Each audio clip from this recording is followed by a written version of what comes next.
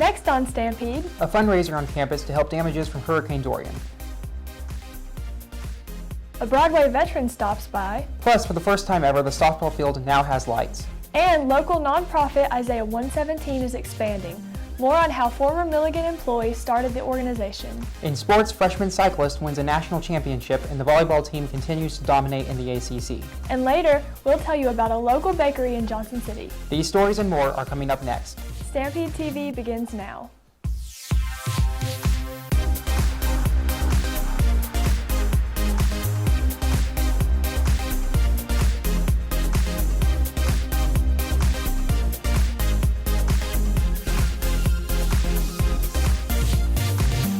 Welcome to Stampede TV, I'm Henry Holden.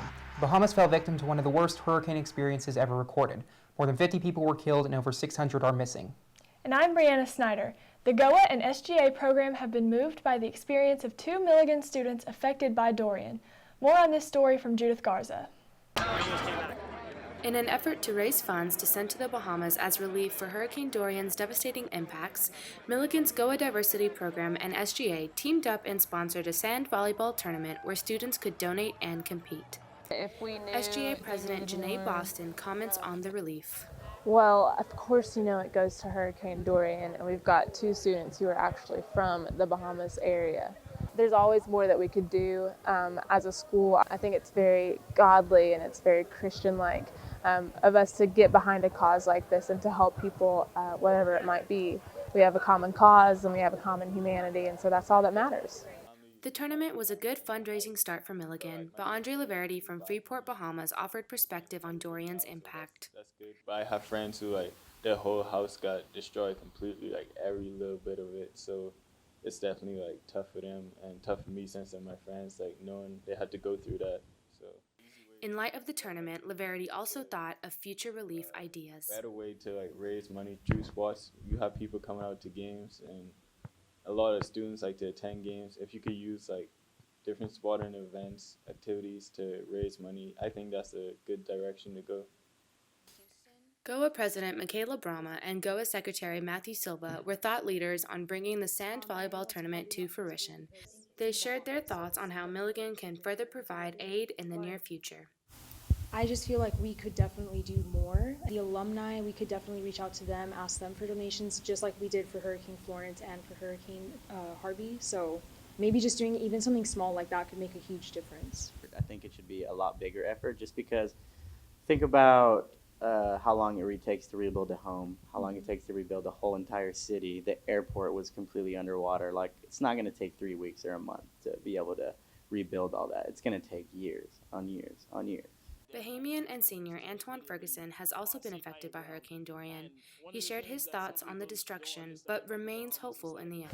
First and foremost, prayer works. I believe in prayer, so if you can just continue to pray for the families and people that are affected. To experience something like this is absolutely devastating. All the Bahamians are coming together right now as one to try and bring some healing to those that have been affected. In terms of this experience, I've never seen destruction like this at home, period. I'm lost for words. But right now, other than the volleyball tournament that's going on here at Milligan, I'm not too sure if there's another event going on. Personally, I would like to try and push for one to happen, so we'll see what happens in the near future. But I would like to say there may be one more event that could potentially come from this.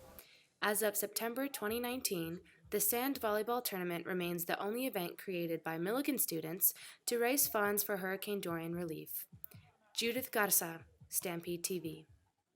Looking to the future, student leaders are putting their thoughts together in hopes of creating more campus events to raise money and awareness for rebuilding what Hurricane Dorian has torn down. In early October, former Broadway singer Jessica Molaski visited Milligan to lead a workshop and a masterclass for the musical theater program. During the masterclass, students performed pieces from musicals accompanied by Professor of Music Dr. Daniel DeLong on the piano. Molaski offered critique and advice to each participant. We worked last night, some of the same kids that we did the masterclass today, and they were just fantastic. They were very malleable.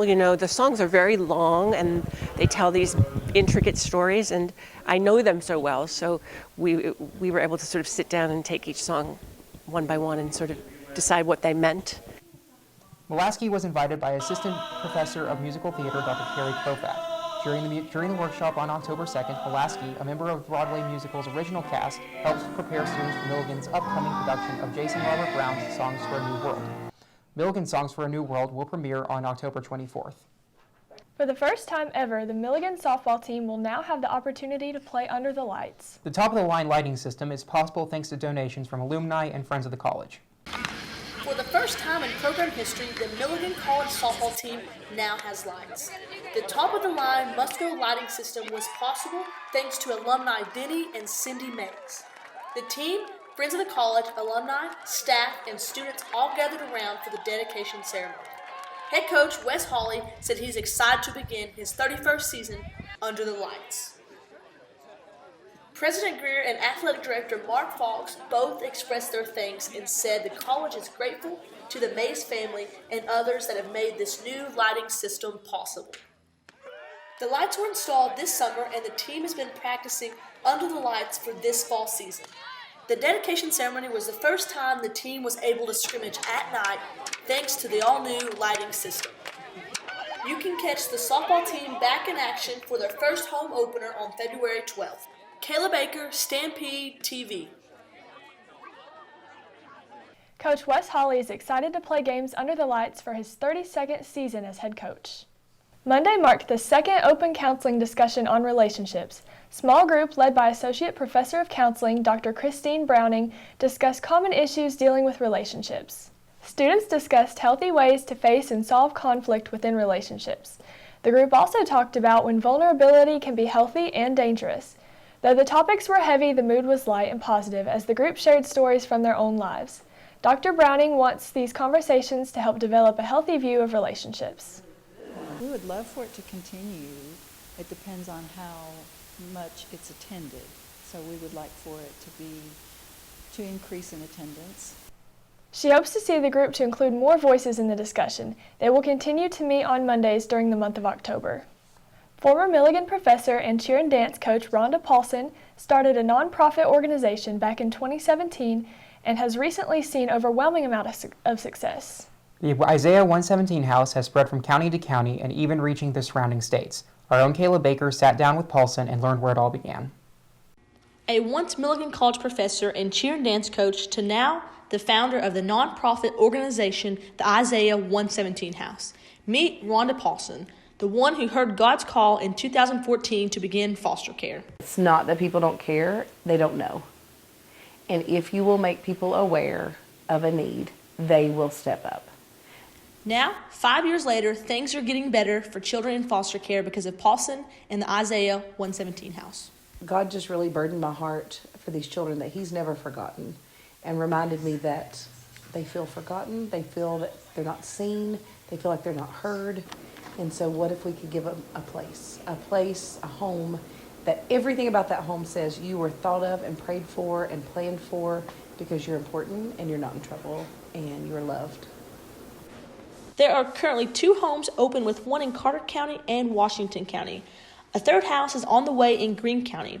Ground has been broken on house number 4 in Sullivan County with plans to open in the spring of 2020. Paulson says 5 years ago she would have never expected anything like this. She says it's all because of God. He's truly doing it. I don't have to obsess about that because God is building these homes for children He never forgot. I don't have to worry about that. Paulson said this has been one of the hardest and greatest journeys she has got to experience in this life and knows it's all a part of a bigger and divine plan. Watched a transformation from that wounded girl that walked through the door.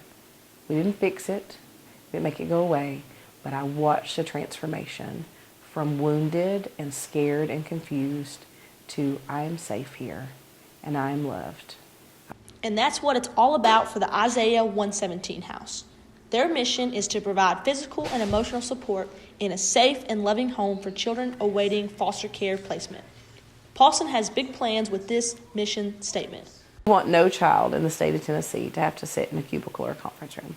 That is for sure a goal of ours. And they are well on their way to meet that goal with 12 expansion committees across the state of Tennessee and one in Evansville, Indiana. Paulson wants others to know that this isn't something she has done alone. There is nothing special about me God didn't ask me to do something for him because I'm special or was equipped, or he's asking all of us. I believe that with all my heart. KAYLA Baker, Stampede TV. Paulson said the organization is always looking for volunteers. For more information, go online to Isaiah117house.com. Milligan recently partnered with the Elizabethton Police Department to host the Coffee with a Cop event in Durthick Hall. This nationwide event offers the public a chance to talk with officers in a neutral environment about issues that matter to them. Several cops from the EPD came out to support the goal of building trust in the community that they serve, as well as wanting to get to know the students they protect. Students got to talk to the officers and share a cup of coffee with them.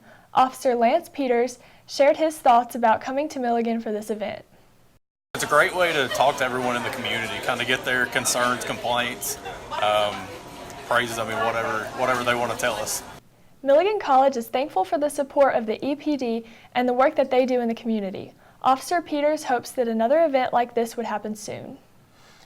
Jason Onks, Director of Campus Activities, took groups of students to hiking attractions in North Carolina over fall break. Students were treated to a hike up Grandfather Mountain and time to eat in Boone. Participants enjoyed a challenging trail experience which required the hikers to use ladders and cables on the climb to the near 6,000-foot high peak. Onks said that he hoped for his hiking trips to help students from outside the region to experience the beautiful scenery close to Milligan. Every time I'm just surprised by the views, which also just reminds me of God and our creation, how I'm thankful to be one part of it and get to play in it, have the health that we all have to be able to be out here and do this sort of thing. So I call it a surprise, but it's a great reminder too. Onks offered an easier hiking trip to Linville Falls. The cost of the hiking trip was covered by campus activities. Onks is currently planning a hike up Buffalo Mountain. Milligan students Taylor Williams and Aaron Donovan recently had films accepted into the Johnson City Film Festival. The festival will feature 3 distinct categories: short films, feature films, and documentaries. Film submissions expand from Tennessee to the United Kingdom. You can check out these films November 8th and 9th in downtown Johnson City. Tickets can be purchased at johnsоncityfilmfestival.com. After the break, we'll talk with Dalton Shell and how he is making a difference through volunteer work. And later, Jordan Birch joins us with sports. Stay tuned. Graduation. It's one of the biggest moments for each of us. But overcrowding meant that we could no longer have just one ceremony. For some, this meant sharing the event with your entire family. For others, splitting up this community. I know it's not expected to change this hard, but we had this idea. We would all matriculate together and we would all graduate together. We provided you with a voice on an important issue because we're in this together. We are StampedeTV, Milligan's student-operated news source. I'm a retired school psychologist, and helping people was my thing. I was very independent and thought I could take care of myself. I fell and I had to have Meals on Wheels. After my stroke, when Meals on Wheels started, I was on the other end of the stick, so to speak. Meals on Wheels, coming to my door as someone who's housebound, having someone check on me, assures me that I'm not forgotten. Meals on Wheels has given me a mode of freedom that I wouldn't have otherwise. We're the clients. We are the clients. We are the clients of Meals on Wheels. America, let's do lunch. 1 in 6 seniors faces the threat of hunger, and millions more live in isolation. Drop off a hot meal and say a quick hello. Volunteer by donating your lunch break at americaletsdolunch.org.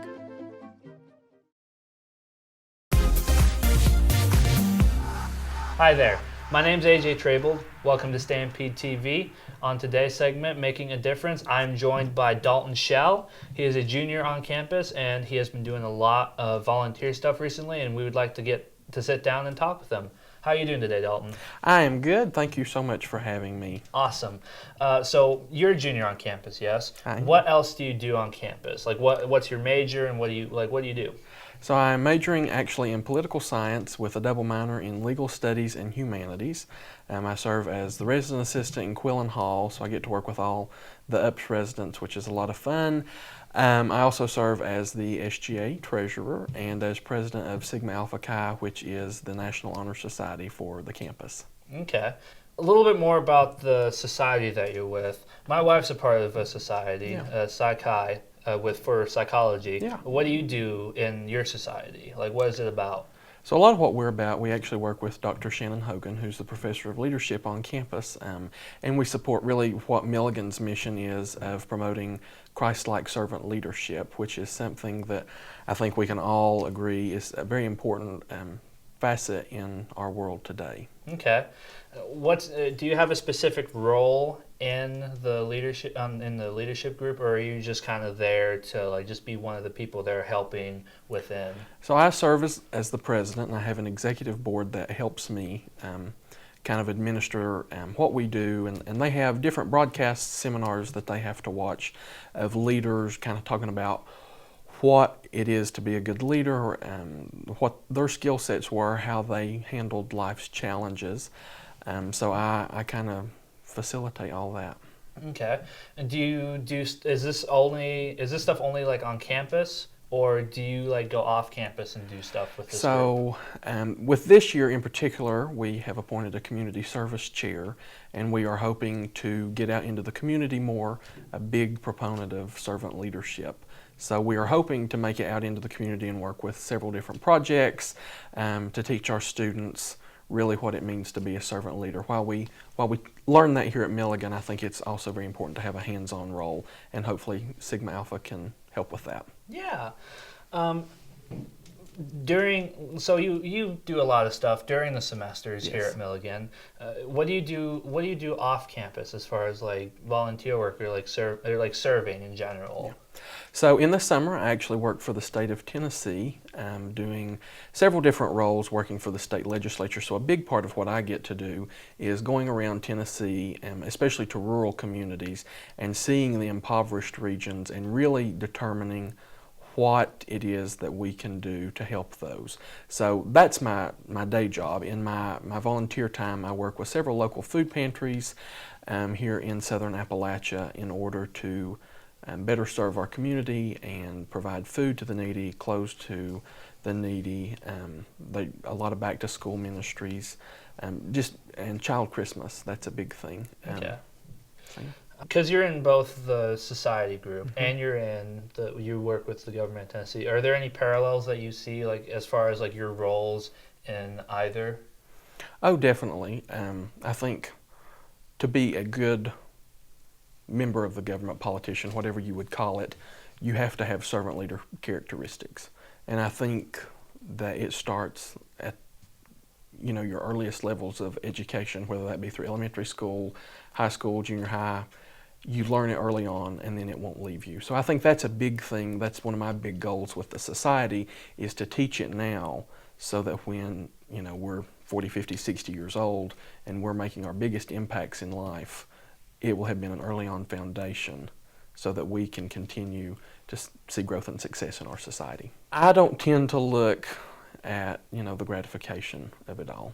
I tend to see what joy am I giving to somebody else, because I've been so blessed, as I'm sure a lot of people have been. So it's very rewarding for me to be able to give back. Mm-hmm. That's awesome. Like, seriously. I think that's all the time that we have. I appreciate you coming on. Well, thank you for having me. Absolutely. This has been, and like I said, this has been all the time that we have. Dalton Shell, making a difference. Todd's a great guy. Look at him. What a sweetheart. Attaboy. Wait, Todd, what are you doing? How totally selfish and un-Todd-like of you. Come on, Todd. Come on, man. It's all about making the difference. Do you or someone you know go above and beyond to put others first? Are you active within the Milligan community? We want to know. This year we are introducing a new segment called Making the Difference to let you know what impact our students leave on others both on and off campus. If you know a student doing this, be sure to let us know. You can nominate students through our social media outlet or by email. Here at Milligan, we want to make the difference.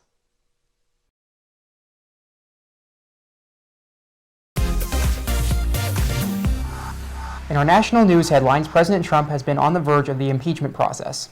Stampede TV's AJ TRABOLD caught up with students and asked what they thought about President Trump and impeachment. On October 2nd, I interviewed several students and a couple professors to hear what they had to say in regards to the impeachment inquiry brought on against President Donald Trump. These clips were not planned in advance and attempts to represent the majority of Milligan's student body.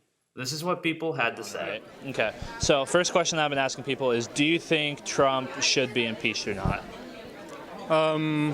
I'd say yes.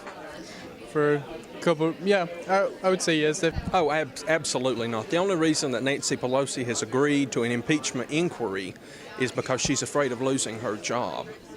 From the bare minimum that I am aware of, I think that there are definite grounds for it, but I don't know enough to make a definite statement. I guess I don't really know enough about it, like the background and everything about it, to be like yes or no. I definitely think it should be explored further, yes. I mean, I don't know if it should go all the way to fruition, but I do think it needs to be investigated further, yes. Nope. Why? Well, they didn't impeach Bill Clinton, and they didn't impeach Obama over what he did, and Hillary Clinton's still not in prison. So when she goes in prison, then we can impeach him. Well, for me, it comes down to weighing what he has done versus things he has said. For me, one of my biggest things against President Trump has always been how much he tends to run his mouth. And he says things that are honestly very absurd, mostly offensive. And so just taking a look at those things that he said and then weighing that against what he's actually done and making sure there's a thorough investigation into his actions to determine has he broken any laws, and if such, yes, he needs to be impeached. I think he's not going to get re-voted in, so I don't think he should be impeached because his term is almost over, and that is going to put, I feel like the vice president is a lot more worse, so that's going to put him in office. Even for that short amount of time, I feel like our focus should be on other things. He has had a very poor impact when it comes to social services, to taking care of people who are in need of those services. And I think we need somebody else in that position who actually cares about people and sees the humanity in all people, regardless of where they come from and their national origin. We're trying to find as many reasons as possible to just get him out of the way, because they're all selfish. They don't care. They wanted Hillary. They didn't get Hillary. He's done great for everybody, but they're not being really fair, like investigating. Like they're not sharing any details. They're just being really secretive about it, and I don't think that's really fair to everybody. I then went on to ask our interviewees about their knowledge of the impeachment process. Not entirely. I know that it can be brought up in the House or the Senate, and that you would need a majority of people in the House for that to go over. Not really. I know that just because a president is impeached doesn't necessarily mean that they're removed from office, but I don't know specifics about the process or anything like that. It takes quite a long period of time, so if we were to impeach him like right now, we might as well just let him finish out his term and then hope that somebody else wins. All I could say is just like you got to pray for your leaders and like what's best for the country, and I don't know what exactly is the best step, and I'm looking forward to like researching and seeing what is potentially. In a 41 submission poll conducted from Stampede TV's Twitter account, we found that 46% of respondents were for, 44% were against, and 2% weren't sure about Trump's impeachment. This has been AJ TRABOLD, Stampede TV. Jordan Birch joins us now with sports, and he has the details on women's cycling national champion. After the break, I'll tell you about Megan and her success with the cycling team, plus women's volleyball and their success in conference play. Next is sports. I used to think news is news. It's all the same, but it's not. There's a big difference between local broadcast news and cable news. See, local stations are part of my community, connecting me to local news, weather, and sports on every device. It makes sense. Get the news from the people I trust who actually live here. No agenda, no bias like on cable shout shows or social media, just facts. For news I can trust, I stay local. Support your local stations. Text TV to 52886 today. Hammocks. They're one of our favorite pastimes. Student leaders promise new mounts behind dorms to make things even easier. It's going to allow for hopefully 14 hammocks. But when a year passed with no mounts, we asked why. Hammock mounts that had not been installed a year after the plan was announced. Those interview requests were declined. The very next morning, those mounts were installed. We stuck with the story until the very end, because we are in this together. We are StampedeTV, Milligan's student-operated news source.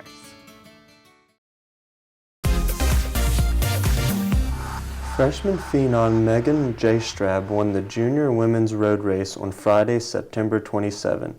The road race took place in Harrington, United Kingdom. J-Strab beat out Russian cyclist Agule Garavova to take home first place. Megan J-Strab has won 3 junior world championships already in her freshman year as a buff. What has Megan done to reach this success?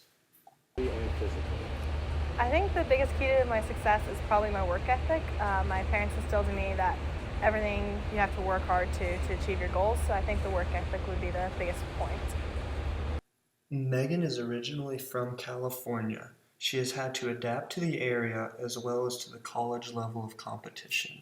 Not hard of a transition. The coaches have been working with me really well, and all the professors are being really lenient and helpful with me traveling and missing so many days of classes. And Megan has a great presence on the team as well. Many of her teammates have fond opinions of her. Well, Megan is super driven, and just all the successes that she's had, I think it really pushes the rest of the team to try to, achieve the most that they can. And just watching her success, I feel like it really just encourages us that, we're all on the same team, we're all shooting for the same goal. So just to see somebody, achieving so much, it's really something that just drives the rest of us to train even harder. Megan has meshed well with the other cyclists. Not hard of a transition. The coaches have been working with me really well, and all the professors are being really lenient and helpful with me traveling and missing so many days of classes. And yeah, it's been pretty easy for me to transition, so I'm excited. The team here at Milligan Stampede look forward to seeing where Megan's career takes her. Megan hopes to continue improving on her successful start to the season. She competed most recently at the U.S. Cycling Collegiate Mountain Bike National Championships on Sunday, October 13th. The results from the race will be available within the week. Milligan women's volleyball team picked up the win, beating conference rival Truett McConnell on Friday in Steve Lacey Fieldhouse. Milligan dominated the matchup, getting the win in a 3-match sweep. It was a strong offensive performance from Kelly Guerin, who recorded 35 assists on the day. Layla Grant held it down on the defensive end, tallying 17 digs. This was Milligan's 4th straight conference win. The team improved to second in the North Division of the AAC with a record of 15-10. The Lady Buffs rejoined the action on Tuesday, October 15th in a conference clash against Tennessee Wesleyan. And here are the scores from the week. And what a week for Buff Nation in sports. Kelly Guerin, Roberto Garrido, Jan Cooper, and Ashlyn Birch all earned AAC weekly honors. That'll do it for sports. Thanks, Jordan. Coming up next, we'll show you a new local bakery minutes from campus. More Stampede is after this. Family, friends, community, we need to help each other. Did you know that 1 in 5 people in the U.S. has a mental health condition? Our friends and family may be suffering emotionally and not know how to ask for help. Learn the 5 signs of suffering: personality change, agitation, withdrawal, poor self-care, and hopelessness. Then reach out, connect, and offer to help. Visit changedirection.org. A shooting on campus. It's something we hope will never happen. But it seems to be happening more and more often. We asked questions and discovered what you should do if it ever occurs here. You could have 22 city officers in that vicinity within 10 minutes. Now guidelines are posted in every building. It's potentially life-saving information because we're in this together. We're Stampede TV, Milligan's student-operated news source.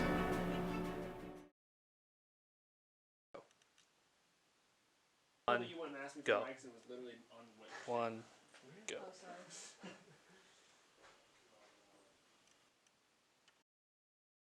Recently, a new location of the infamous Peggy Ann Bakery has opened in Johnson City. Local residents are excited to try some of the highly renowned and delicious Peggy Ann baked goods. Stampede TV's David Depler has more on the story. Longtime Greenville staple, Peggy Ann Bakery, has opened a new location in downtown Johnson City. After a month of serving happy customers, I got to speak with the owner.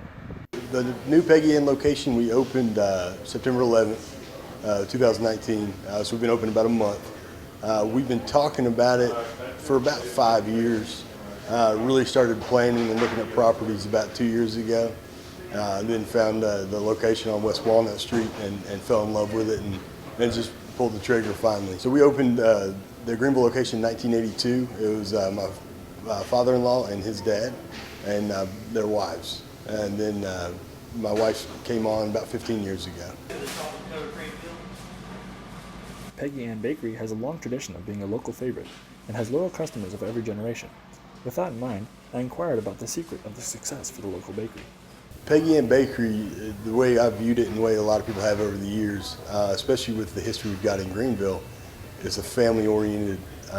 People, we've made birthday cakes for people for their first birthday. Now we're making their wedding cakes, and same thing. Seeing the kid eat a donut hole for the first time, and just getting a customer for life from that, it really makes it all worth it. We hand roll, hand cut every donut, so there's a lot of time and effort that goes into it. So that kind of the end product, and you bite into it, it's awesome. Pretty regularly we see people eat a whole dozen. We'll have people sit on the patio and get a whole box of donuts and then come in and throw the box away. While I was there, I had the opportunity to speak with another Milligan student who was enjoying his first experience at Peggy Ann. I ordered a maple bacon donut, which is actually one of my favorite kinds of donuts to get. This one actually pretty darn good. They have a good amount of bacon on there. The maple's a pretty good maple flavor. I'm enjoying it. Yeah, I would definitely come back for another one. Man, so Peggy Ann Bakery, we're hand cut, hand quality, everything. With the donuts, pastries, cookies, and it's a perfect study item. Come get a dozen donuts, study for your finals, good to go. David Depler with Milligan Stampede. The bakery is located on West Walnut Street. And that's all for this edition of the Stampede. For the latest news information, visit us online at milliganstampede.com. Or check us out on social media. Thanks for watching. I'm Brianna Snyder. And I'm Henry Holden. Join us again for our next newscast on November 5th. Have a great rest of your day.